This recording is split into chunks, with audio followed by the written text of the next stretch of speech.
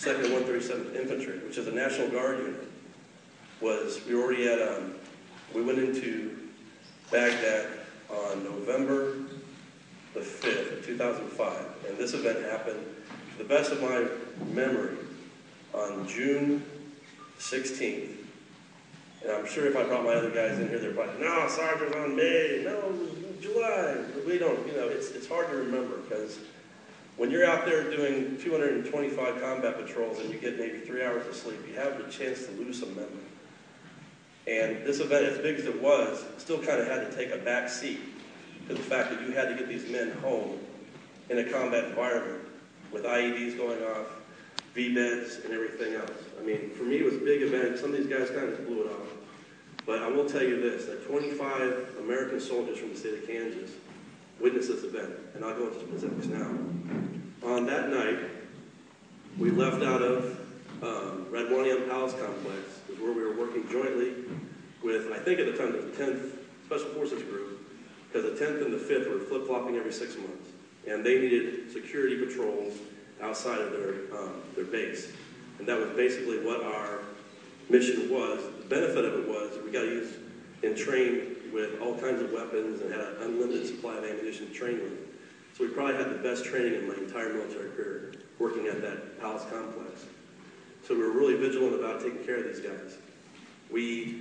That night we left out of Redwanian, we stopped by Camp Slayer, we did a checkpoint check, and we moved down the wire and went around the outside southern tip of Camp Slayer out around into a place called Makasib. Now Makasib was a Sunni village in a predominantly Shiite area, and our patrols were nightly.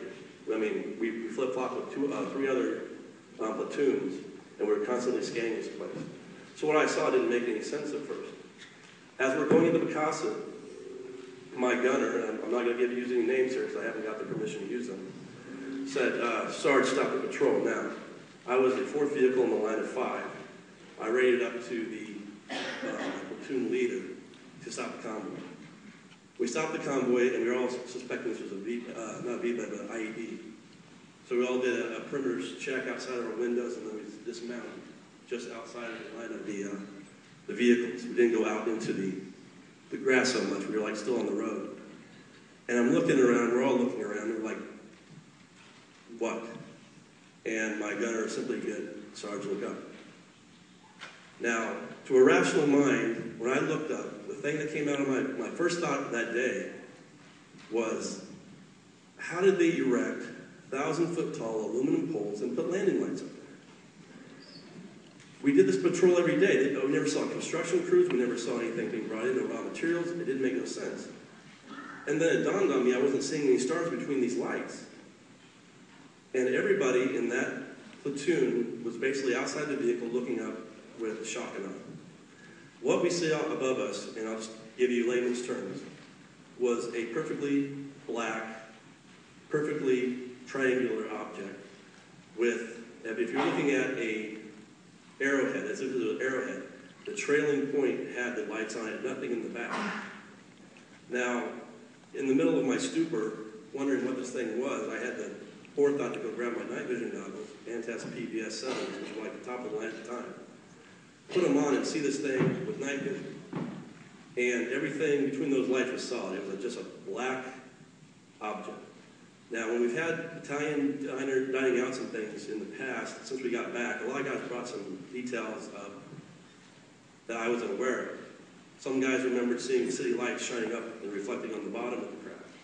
Some guys remember the lights being a slightly white-orange. Some of the other guys remember little details that I couldn't pick up. I thought it was dead in the sky. Some guys said it was moving slightly forward, slow. I can't remember all that. I was still looking at my watch. I was trying to figure out what I should do next, what I should tell the lieutenant. And I remember one funny point of this was my gunner, who was as Irish as an Irishman could be, said, "Sarge, you want me to take a shot at it?" And I remember looking at him like, I said, "At ease, enough of that." I didn't want it to spread, but I also turned back to him and said, "You think you really want to piss this thing off?" And he's like, good point, Sarge. And I was like, good, okay. So I got with my lieutenant. I said, "Sir, we got a checkpoint SP time we got to meet.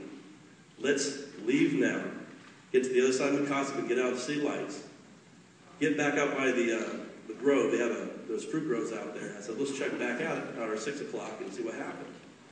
We did that. We burned our way through Mikasa. We weren't even really looking at anything. We were just trying to get to the other side so we could see this thing again. And when we stopped the vehicles and looked back, it was nothing to be found.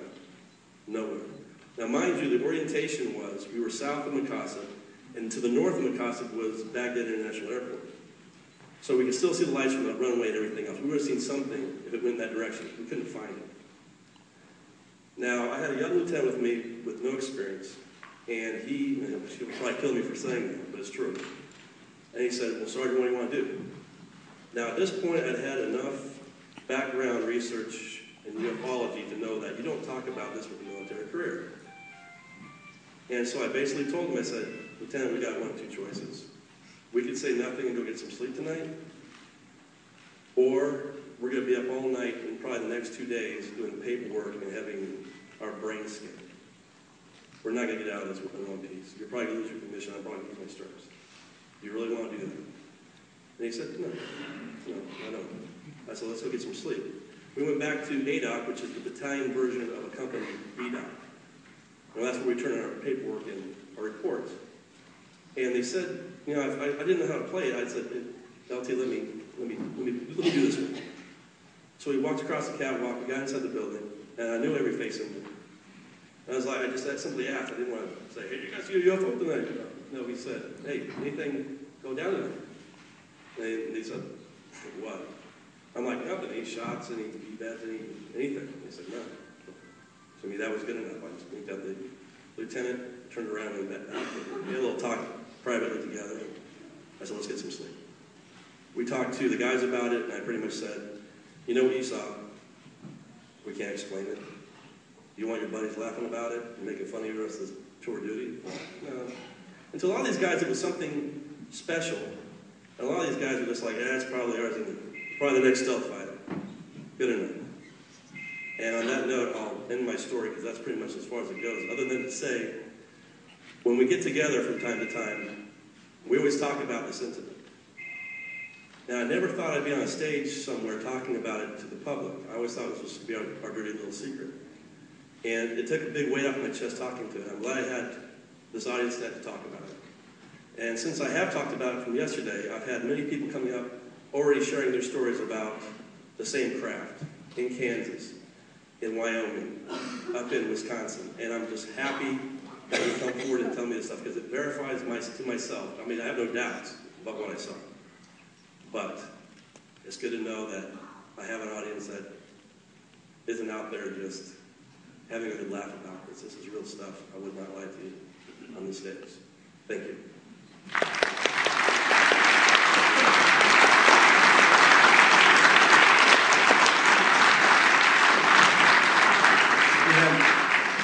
We have